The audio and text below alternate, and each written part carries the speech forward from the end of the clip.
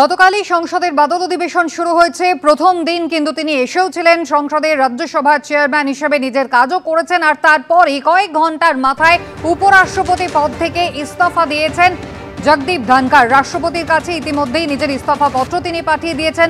শারীরিক অসুস্থতার কারণে তিনি পদ থেকে সরে দাঁড়াচ্ছেন, এমনটাই তার ইস্তফার বয়ান। এবং যাতে এখনই উইথ ইমিডিয়েট এফেক্টটা গ্রহণ করা হয়, এমনটাই কিন্তু তিনি নিজের আবেদনপত্রে লিখেছেন। অধ্যাপক রাজাগোপাল ধর চক্রবর্তী তিনি কি জানিয়েছেন দেখুন। উনি যখন রেজিগনেশন দিচ্ছেন তখন রাজ্যসভা পরিচালনার একটা কিন্তু কঠিন কাজ হয়ে যাবে, এবং এই জায়গায় কাকে নিয়ে আসবে সেটাও কিন্তু একটা বড় সমস্যার জায়গা। কেননা যে এখন এনডিএর অনেকেই বলতে পারবে যে আমাদের দাও, নালে কিন্তু আমরা থাকবো না। সেটা নীতিশ কুমার থেকে চন্দ্রবাবু নাইডু এবং এআইএডিএমকে যারা চলে গেছিলো তারাও শর্ত নানানভাবে চাপাতে পারে। অন্য কোনো দলও বলবে আমরা ঢুকবো যদি ভাইস প্রেসিডেন্ট দেওয়া হয়। এটা কিন্তু একটা সমস্যা। হঠাৎ ছাড়লেন এর কি বিজেপিকে বিপদে ফেলতে, না কোনো একটা জায়গায় বিজেপির সঙ্গে বা শাসক দলের সঙ্গে একটা সংঘাত এসেছিল। কালকেরই আমরা দেখেছি যে জাস্টিস ভার্মা, যার বিরুদ্ধে ইমপিচমেন্ট করা হচ্ছে, উনি সেখানে ওনার কাছে যে পিটিশন জমা দিয়েছিল 50 জনের বেশি সাংসদের যে পিটিশন জমা পড়েছিল, তাতে দেখা গেছে যে একজনের ডুপ্লিকেট সই আছে বলে উনি এনকোয়ারি অর্ডার দিয়েছিলেন। তো সেটাও হতে পারে যে উনি হয়তো জাস্টিস ভার্মার ইমপিচমেন্টটা হয়তো পছন্দ করছিলেন না। পশ্চিমবঙ্গের রাজ্যপাল ছেড়ে দিয়েছিলেন সময়ের আগে, কেননা ভাইস প্রেসিডেন্ট উচ্চতর পোস্ট, এখন আর সেটাও নেই। সুতরাং উনি যে স্বেচ্ছায় নিজেকে নির্বাসন দিলেন, হয়তো কোনো শারীরিক সমস্যাটা হয়তো এত জটিল, তার ফলে উনি হয়তো পারছেন না, এটা হতে পারে। হয়তো কিন্তু তার চেয়ে বড় হতে পারে উনি যে দল তাকে বসিয়েছে তাকে হয়তো কোনো একটা চাপের মধ্যে ফেলতে চাইছেন বলে নিজে এতটা স্যাক্রিফাইস করলেন। মেয়াদ শেষে 2 বছর আগেই দেশের উপরাষ্ট্রপতি পদে ইস্তফা দিলেন জগদীপ ধনখড়। স্বাস্থ্যের কারণেই এই সিদ্ধান্ত বলে জানিয়েছেন তিনি। তবে তৃণমূলের রাজ্য সাধারণ সম্পাদক কুণাল ঘোষ ইঙ্গিতপূর্ণভাবে সোশ্যাল মিডিয়ায় লিখেছেন, শুধু স্বাস্থ্যই কারণ, যদি হয় সুস্থ হয়ে উঠুন, অন্যথায় কৌতূহল থাকলো। এই ইস্তফা রহস্যজনক বলে মন্তব্য করেছেন সিপিএমের রাজ্যসভার সাংসদ বিকাশ ভট্টাচার্য। পশ্চিমবঙ্গের রাজ্যপাল হিসেবে মেয়াদ শেষের আগেই উপরাষ্ট্রপতি হয়েছিলেন। जगदीप धनखड़ ईश्वर की शपथ लेता हूं कि এবার উপরাষ্ট্রপতি হিসেবে মেয়াদ শেষের আগেই ইস্তফা দিলেন জগদীপ ধনখড়। সোমবার সকালে রাজ্যসভা পরিচালনা করলেন। Honourable members please. সন্ধে আচমকাই ইস্তফা ঘোষণা করলেন। 2022 সালের 11ই আগস্ট দেশের 14তম উপরাষ্ট্রপতি হয়েছিলেন জগদীপ ধনখড়। 2027 সাল অবধি উপরাষ্ট্রপতি হিসেবে মেয়াদ ছিল তার, কিন্তু 2 বছর বাকি থাকতেই সেই পদে ইস্তফা দিলেন তিনি। রাষ্ট্রপতিকে পাঠানো চিঠিতে তিনি লিখেছেন, চিকিৎসা সংক্রান্ত পরামর্শ মেনে চলার জন্য এখনই উপরাষ্ট্রপতি পদ থেকে পদত্যাগ করছি। দ্বিধাহীনভাবে সমর্থন এবং দারুণ সম্পর্ক বজায় রাখার জন্য আমি মহামান্য রাষ্ট্রপতির কাছে গভীর কৃতজ্ঞতা প্রকাশ করছি।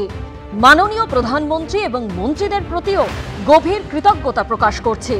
প্রধানমন্ত্রীর সহযোগিতা এবং সমর্থন আমার কাছে অমূল্য, এবং আমার দায়িত্ব পালনের সময় আমি অনেক কিছু শিখেছি।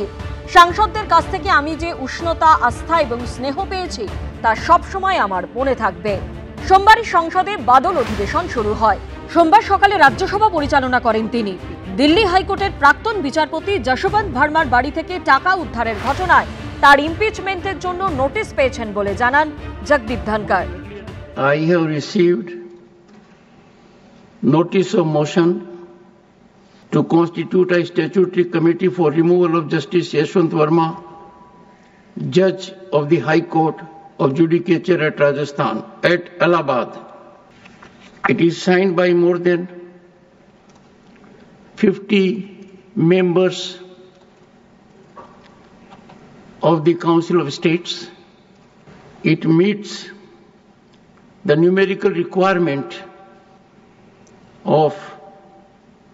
for setting in motion a process for removal of a High Court judge. এরপর দুপুর 3:53 উপরাষ্ট্রপতির অফিস থেকে একটি বিজ্ঞপ্তিতে জানানো হয় জগদীপ ধনখড় বুধবার জয়পুরে একটি আলোচনা সভায় অংশ নিতে যাবেন। কিন্তু এরপর রাতে হঠাৎই স্বাস্থ্যের কারণ দেখিয়ে পদত্যাগ করলেন জগদীপ ধনখড়। জানালেন এখন থেকেই তার পদত্যাগ কার্যকরী হচ্ছে। কিন্তু কেন? তা নিয়ে কিছুটা কৌতূহল তৈরি হয়েছে রাজনৈতিক মহলে।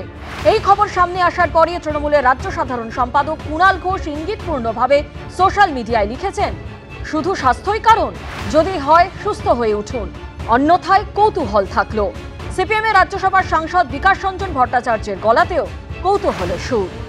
হঠাৎ এই পদত্যাগ করাটা রহস্যজনক। জগদীপ ধনকর মশাইয়ের শরীর খারাপ ছিল ঠিকই, কিন্তু সেটা এমন পর্যায়ে ছিল বলে আমার মনে হয় না যে যেটা তাকে এইরকম একটি নির্বাচিত দায়িত্বপূর্ণ পদ থেকে পদত্যাগ করতে হয়। যাই হোক, আমার নিজের ধারণা শুধুমাত্র স্বাস্থ্য একমাত্র কারণ বোধহয় নয়। আমার নিজের আশঙ্কা, তিনি তো আরএসএস এর একজন খুব নিষ্ঠাবান কর্মী।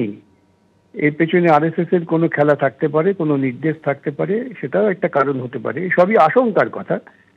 যাই হোক, তিনি সুস্থ হয়ে উঠবেন, এটা আমরা কামনা করি। জগদীপ ধনকরের আগে উপরাষ্ট্রপতি পদে মেয়াদ শেষের আগে ইস্তফা দিয়েছেন আরও দুজন, ভিভি গিরি এবং আর ভেঙ্কটরামন। তবে এই দুজনই রাষ্ট্রপতি হওয়ার জন্য মাঝপথেই ইস্তফা দিয়েছিলেন। আর জগদীপ ধনকর জানালেন তিনি শারীরিক কারণে ইস্তফা দিচ্ছেন। सारा दिन तो हाउस में थे वो, तो स्वास्थ्य कैसे एकदम अचानक क्या कारण हुए घंटे के अंदर के इस्तीफा ही देना पड़ गया, तो ये समझ से बाहर है। উপরাষ্ট্রপতি পদে থাকাকালীন সহযোগিতার জন্য রাষ্ট্রপতি, প্রধানমন্ত্রী এবং মন্ত্রিসভার সদস্যদের ধন্যবাদও জানিয়েছেন জগদীপ ধনকর। এবার তার জায়গায় দেশের উপরাষ্ট্রপতি হিসেবে দায়িত্ব কে নেবেন সেটাই দেখার। বর্তমানে রাজ্যসভার ডেপুটি চেয়ারম্যান হরিবংশ নারায়ণ সিং, তিনি নীতিশ কুমারের দল জেডিইউ এর সাংসদ। কয়েক মাস বাদেই বিহারে নির্বাচন, তাই বিহার থেকে সাংসদ হরিবংশ নারায়ণ সিংকে কি উপরাষ্ট্রপতি পদে বসিয়ে ভোটের আগে চমক দিতে পারেন নরেন্দ্র মোদী? নতুন উপরাষ্ট্রপতি বেছে নেবার ক্ষেত্রে শাসক ও বিরোধীরা কি ঐক্যমত্যে পৌঁছতে পারবে, নাকি যেভাবে বিজেপি নেতৃত্বাধীন এনডিএর প্রার্থী জগদীপ ধনকর কংগ্রেস নেতৃত্বাধীন ইউপিএর প্রার্থী মার্গারেট আলভাকে হারিয়ে উপরাষ্ট্রপতি হয়েছিলেন, এবারও সেরকমই ভোটাভুটি হবে? ধনকর যখন উপরাষ্ট্রপতি হয়েছিলেন তখন ভোটাভুটি থেকে বিরত থেকেছিল তৃণমূল। বিরোধী প্রার্থীকে তারা সমর্থন করেনি, যার ফলে প্রশ্ন উঠেছিল কি কারণে ভোটাভুটি থেকে বিরত থেকে এনডিএ প্রার্থী ধনকরের সুবিধা করে দিয়েছিল তারা। এবিপি আনন্দ।